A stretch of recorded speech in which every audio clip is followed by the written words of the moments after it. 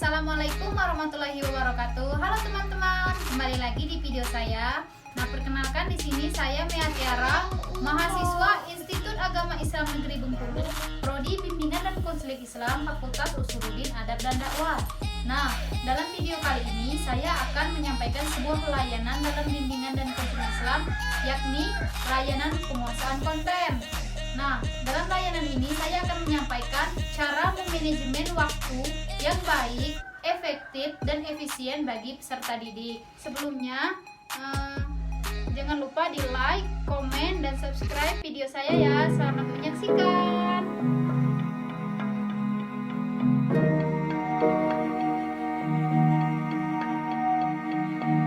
Assalamualaikum warahmatullahi wabarakatuh. Waalaikumsalam warahmatullahi wabarakatuh. Baiklah anak-anak, gimana kabarnya? Alhamdulillah baik.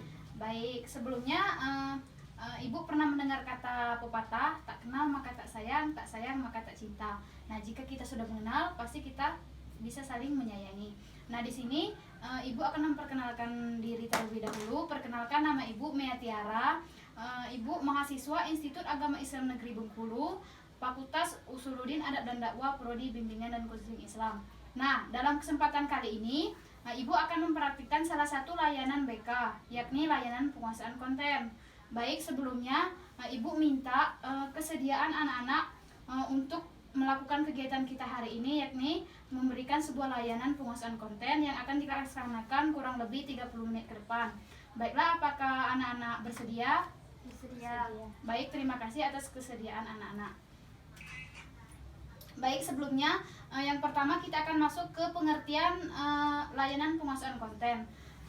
Nah, apa layanan penguasaan konten? Nah, layanan penguasaan konten ini adalah layanan bantuan untuk individu ataupun kelompok untuk menguasai kemampuan atau kompetensi tertentu melalui kegiatan belajar. Nah, baik, dalam layanan kali ini Ibu akan menyampaikan cara memanajemen waktu yang baik, efektif, dan efisien untuk peserta didik. Nah, dalam sehari itu ada berapa waktu yang kita punya? 24 jam. Nah, dalam sehari itu kita memiliki waktu 24 jam untuk bisa kita gunakan tepat waktu, efisien menurut kebutuhan kita masing-masing. Nah, sebelumnya kita akan membahas apa itu manajemen waktu. Apakah anak-anak sudah mendengar kata manajemen waktu? Belum. Nah, sebelumnya manajemen waktu adalah proses perencanaan dan pengendalian secara sadar terhadap waktu yang dihabiskan untuk kegiatan tertentu, terutama untuk meningkatkan kreativitas, efisien, dan produktivitas. Nah, cara ini juga melibatkan tindakan menyeimbangkan berbagai tuntutan terhadap seseorang yang berkaitan dengan pekerjaan, kehidupan sosial, keluarga, hobi, minat, pribadi, dan komitmen dengan keterbatasan waktu. Nah, menggunakan waktu dengan efektif itu bisa memberikan seseorang kelebihan, juga pilihan untuk mengelola kegiatan menurut keputusan dan kebijakan mereka sendiri. Nah, jadi banyak sekali manfaat kita dalam memanajemen waktu. Nah, misal, apakah adik-adik di sini pernah tercecer dalam seperti mengerjakan tugas, seperti kumpul organisasi? Apakah pernah seperti itu? Pernah. Nah, kehidupan kita sehari-hari itu ada banyak sekali kegiatan. Seperti adik-adik kan sekolah. Mungkin adik-adik pernah tercecer seperti tugas, tercecer waktu kumpul organisasi, kumpul dengan teman, membuat tugas. Apa pernah seperti itu? Nah, pernah. Bagaimana cara kita mengatasinya? Yaitu dengan manajemen waktu.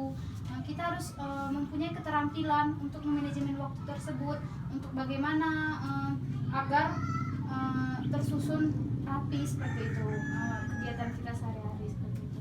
Nah, jadi apa manfaat memanajemen waktu? Nah, ada banyak sekali manfaat kita dalam memanajemen waktu itu. Salah satunya yang pertama itu ada meningkatkan produktivitas efisien dalam pekerjaan. Nah, sebuah manajemen waktu yang baik akan mampu membawa fokus dan perhatian Anda pada target pencapaian. Anda tidak lagi kebingungan dalam menentukan prioritas jika Anda mempunyai manajemen waktu yang tersusun baik. Nah, seperti misal apakah pernah Anda membuat manajemen waktu jadwal? Misal jam sekian saya harus sekolah, bangun sekitar jam 5, terus saya sholat, terus saya mandi. seperti itu. Apakah pernah adik-adik membuat jadwal seperti itu? Belum. Nah, jika belum, belajarlah dari sekarang agar kita bisa tidak kebingungan seperti itu, bisa mengetahui bagaimana prioritas kita, apa yang harus kita prioritaskan seperti itu kan. Misal seperti adik-adik harus memprioritaskan sekolah, mungkin sekolah adik-adik pernah terkececer karena adik-adik selalu memfokuskan kepada organisasi seperti itu. Nah, yang kedua ada juga meningkatkan kepuasan pekerjaan dan peningkatan peluang. Pekerjaan yang selesai tepat waktu dan sesuai tentu akan menambahkan rasa puas. Nah, contohnya seperti adik-adik memiliki tugas. Nah, tugas adik-adik itu selesai di tepat waktu. Nah, mungkin ada rasa kepuasan tersendiri di dalam hati. Oh, tugas saya selesai tepat waktu. Mungkin adik-adik bisa bermain dengan puas dengan teman-teman seperti itu, main HP dengan puas karena tugas yang adik-adik miliki tadi sudah selesai seperti itu kan. Nah, terus ada juga yang ketiga itu mengurangi kadar stres dan tekanan. Nah, dengan tercapainya target pekerjaan dan ketepatan waktu dapat mengurangi beban kerja, stres, juga tekanan.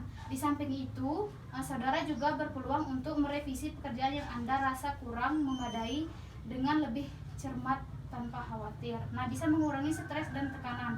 Jadi kan adik-adik, kita memiliki masalah itu pasti akan membuat kita selalu kepikiran seperti itu. Misal seperti tugas ataupun seperti pekerjaan rumah. Mungkin adik-adik pulang sekolah adik-adik sudah berpikir, oh saya pulang sekolah harus misal menyapu, mengepel ataupun nyuci piring. Mungkin di sekolah sudah terpikir seperti itu. Nah, jadi kalau adik-adik bisa memanajemen waktu, nah jadi kadar stres atau tekanan yang kita miliki itu bisa berkurang. Nah, kita juga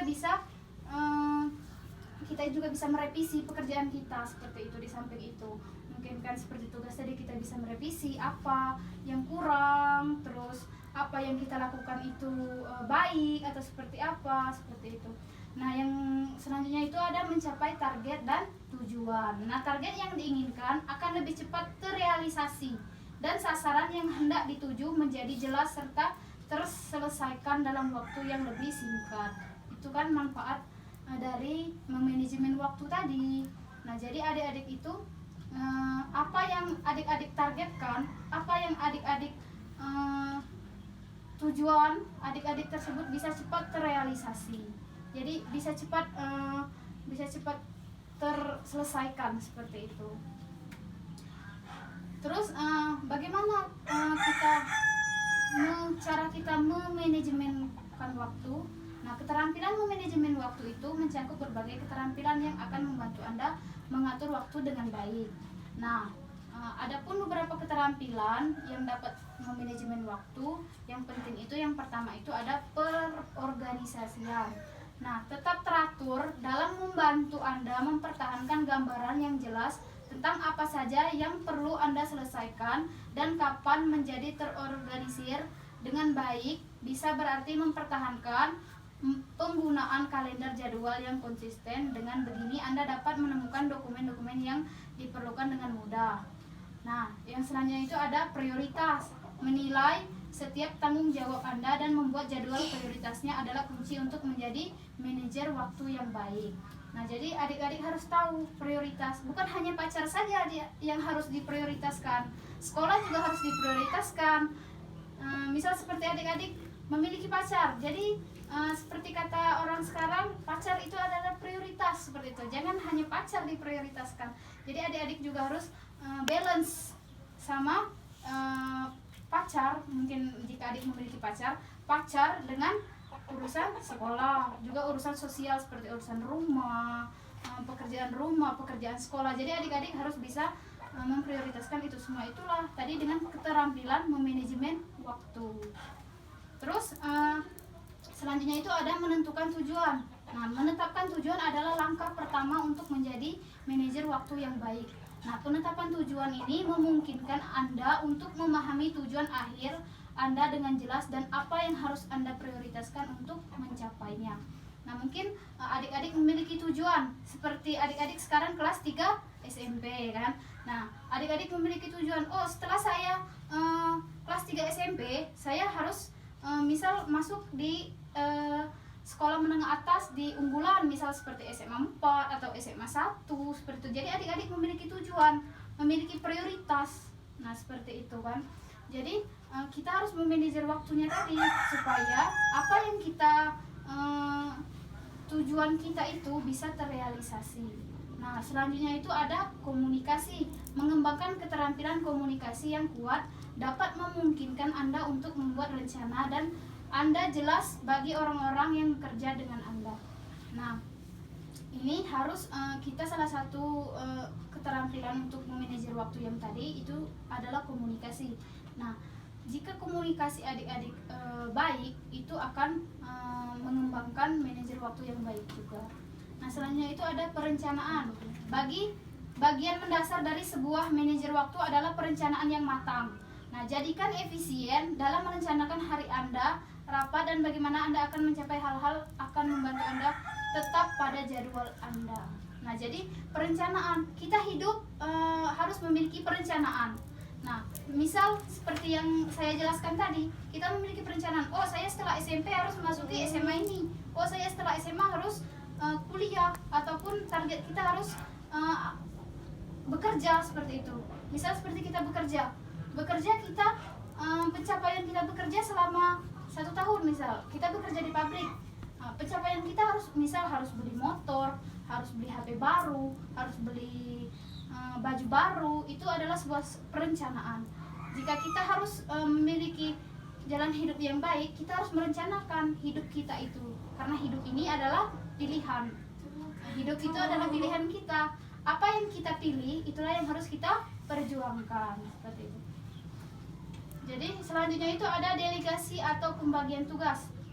Nah, di sini menjadikan pengaturan waktu yang baik berarti hanya menyelesaikan pekerjaan yang akan membantu Anda dan pekerjaan Anda mencapai tujuan, seperti itu. Jadi jangan hanya